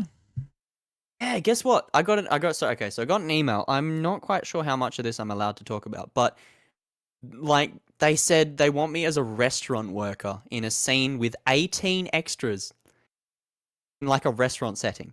That could mean anything. That could mean I'm anything. like borderline named character as a restaurant worker. That's so cool. Yes. Yes. Well done. Yes.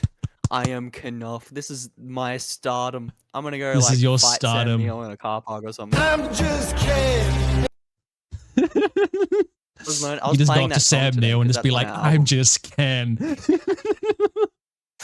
Oh, so good. You need to be in the background at one point. Just be like, just look at the camera suspiciously from like the kitchen or something. Just be like, no, I'll get arrested. I won't get called back, Barry. Exactly. Be good. That's what you do on the last shot. You do it on the martini shot. No. I'm sorry, sir. You're not coming back. It's like, God damn it. No, I got to make sure I'm very professional and cool and talk to lots of people. And if Sam Neill's there, I'm going to like become best friends with him. So please do. Please do. You can be like the first actual guest we get on the podcast. That'd be great. Imagine like we're like this all of a sudden we just get like Sam Neill on the podcast just out of nowhere. Out of all the other people we've tried to. We go from our friend last episode to Sam Neill, and then like the episode after it's just Ben again. like that's our schedule. Yeah.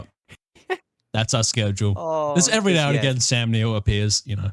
We have him as a returning guest. It doesn't look like we're going to be able to get Greg Sestero either. He's very busy touring with the movie again and doing all of this other shit. He was keen. It's not going to work out. Yeah. So as much as my best friend Greg Sestero would like to be on the podcast, unfortunately, no. Disappointing. That's all right. I'm still trying to work on getting other people on and potentially local it's a lot of effort. People as well. That's the thing, because like we do it such an awkward time as well, I think. It is. Because I would still even like more people from our class to join, but then they're just like, I don't want to type thing. or they haven't seen the film and stuff like that. And that's the thing, you're like not sure like exactly what they're going to do, like what guests will say on the podcast and how long they'll go for and everything like that.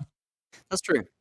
I think what we need to do is start having our guest sections be like a half an hour interview or something, rather than have them on to talk about a thing, unless that's what they want to do. We could probably just be like, hey, anyone in Australia want to be on a podcast? We just chuck it on Facebooks and advertise, hey, we're looking for guests. Just stop making it public type thing. Interview people? Yeah, why not? And then, if anyone contacts us, we can try and do that. And then just interview them about them rather than talking about a movie that they definitely didn't go see. Yeah. Well, that's the thing, because that's what I plan to do with one Greg, person. So. Yeah, I'm still trying to work on to get onto the podcast. Again. And I would very much like the whole podcast would just be asking about his career and what he's done and everything like that. So yes, for sure. That's cool. And I'm always down to do stuff like that. Like I said, having an interview in an episode, even if it's another extra hour, if it's an hour and a half episode, when an hour of that's an interview, then definitely yes. I want to interview people, talk to people, get to know people. Oh yeah, so I was going through some like old stuff the other day, and I found an old emulator, like Game Boy emulator thing. What? I forgot that I had. Yeah. And it's got like the original like Castlevania games and Dr. Mario and the original Metroid Tetris? And stuff like that. Maybe Tetris. How do I think that was Game Boy. Back? Surely it's got Tetris. If it's got Tetris, I'm like, yeah. What else? It's got Pokemon. It's got all the Pokemons, right? It's probably got all the Pokemons. Oh yeah.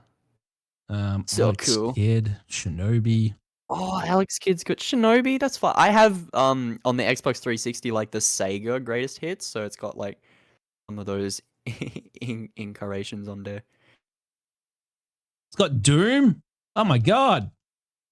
What? The Game Boy Doom? How you have to play Game Boy Doom? How do I forgot how to control this thing. It's been a while. No, that play.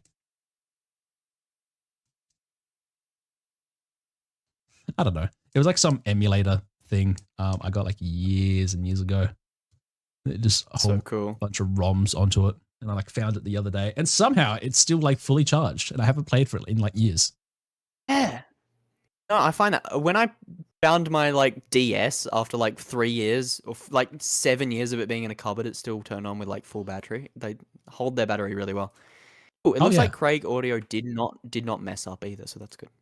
Yay! Audio good. Yeah, it was just last week. Weird internet issue, I guess.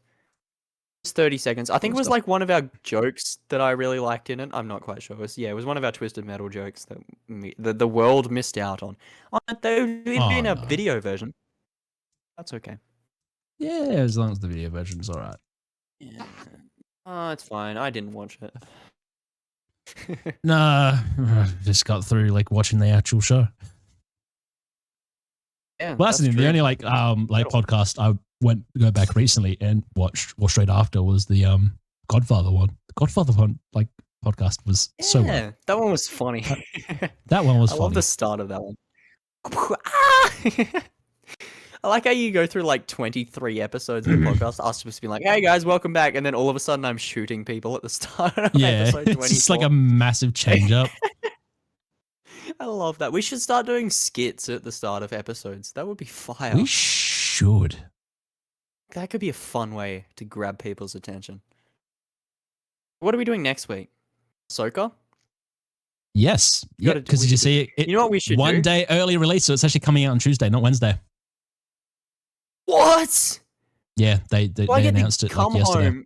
Home being on set on WA's biggest ever, largest film production. That is the coolest shit I've ever seen. Anyway, yeah, stop distracting me. Like, you're like a kid jangling keys. I'm going to bring this into like tape tomorrow and like just be playing on it. I'm not going to get any work done. Exactly. Have you done your work? No, I'm at level 4,000 on Tetris. I can't stop. Help me. No, I'm playing Pokemon Crystal right now. What was I saying? Ahsoka on Tuesday now. And you're saying you got to come home after working on set and then just be like, oh my God. Yeah. So yeah, on set of WA's largest ever screen-based production, and then come home and I get to watch 2 episodes of Ahsoka. I think Tuesday might be the greatest day in my life. I honestly, like, Yeah, I'm very gonna be well like, could hey be. Sam You Neill, can you wanna meet come back to Sam my place and Neill. watch Ahsoka? Yeah, watch Ahsoka with Get him me. to come and watch Ahsoka. He'd be like, okay. Okay. Well, No, it's all right, I got an idea. coming out on the 22nd on America. Sorry, so it will be the 23rd. For us, still.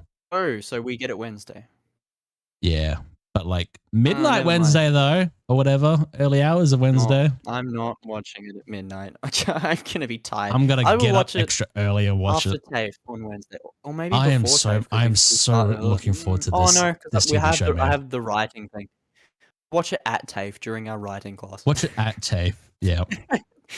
No, yeah, what was it? yeah. Yeah, I got an idea for a skit we can do next week. We open the episode with the Revenge of the Sith music, and we recreate the scene on Mustafa, line for line. You can be Kenobi, and I'll be Anakin. Cool. I was gonna say because since we're doing Ahsoka, I could literally go and get my 332nd Battalion helmet with my Ahsoka lightsaber. Yeah, but can you do a clone voice? That'll only show I'm up a on the clone. video, I am. though. Oh.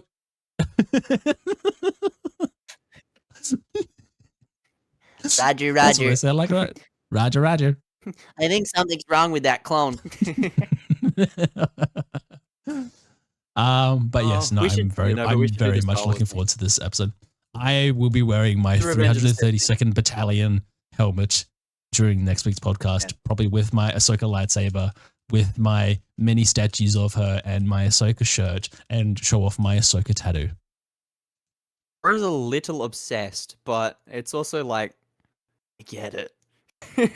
But you get also, it? man, You calm get it, down. man? And so, yeah, we're doing the Revenge of the Sith thing because that's funny. We can do the Revenge of the Sith thing. Yeah, dibs Anakin. You can be Obi-Wan. All right, cool. I get to be Let me, my hair an down old and be man. like, I brought peace and security to my new empire. You brought I killed my wife. empire? Nuh-uh. Yeah. Don't try it. You just don't understand, man. You underestimate my power. Don't try it, Anakin. Nuh-uh. Democracy? Nuh-uh. Do a I do good have a Kenobi Darth Vader voice. lightsaber. You have the Darth Vader. I have one of the flippy out Darth Vader ones, so I could. Yeah, I've we actually end it got and I like a put on the proper helmet one. and pull the. Hey, well, Yes. you're rich. I've got one of the $12 ones from Kmart from like 20 years ago, but. Or I could get my do. Kylo Ren. I could be Kylo Ren. Why not? We're having the Mustafa thing, and then I show up like, can anybody tell me where the girl is? Where is the girl?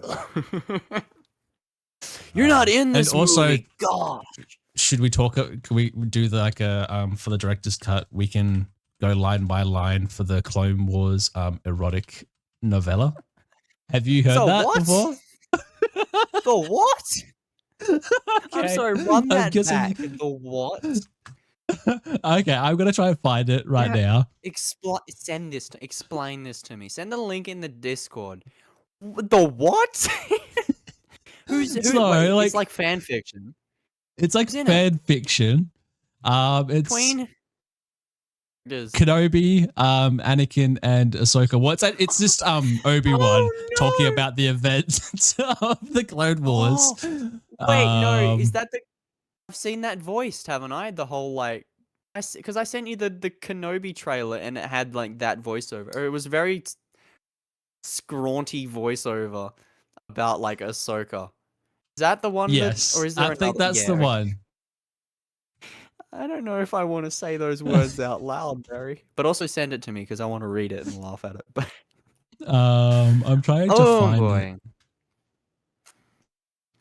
it's taking a long time to export. Or is it? But it's just being weird. Audacity's being slow today. Oh yeah, that's right. It's when I found it. Luke, I'll did send I me ever a tell you link. about Ahsoka Right. Tano? That's She was your father's That's the worst exotic thing ever. teenage alien apprentice. A fine Is there piece of Luke jail voice bitch. lines? Hang on. I don't think so. No. Yeah, it's just Fine piece of Kenobi. jailbait from a civilized age. She had the tightest body and the perkiest little breasts in the galaxy. Barely legal in most systems. Help me. I want to go home.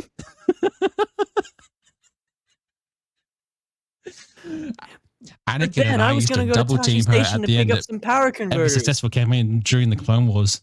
And once in a while, we'd even have the entire 501st on a train over. Part of official training, Jedi training business. In time, she learned how to handle a meat saber better than anyone else in the Jedi Temple. She wore a miniskirt every day, so we could get a glimpse at no panties in space. And so she was constantly doing acrobatics. You get a glimpse of her see mid-fight. As she do a flip while slicing a B2 super battle droid in half. It was surreal. We taught her to grip her weapon backwards like a dodo. She constantly got captured by pirates and slavers almost every other day. I'm shooting myself. Ridiculous. Like a constant porno loop. You have no idea she was a good friend. This hairbrush. Let's call it there. I'll see you tomorrow. Go blow my brains out after hearing all of those words come out of your mouth. YouTube audience, you guys, hey, thank me later for that horrendous thing where you just threw upon your ears. Oh, and I just found the AI video of it. I just found the AI video of it. I'm sending that to you. Send me that. Yeah, okay. I'm going to watch that and not watch that ever again.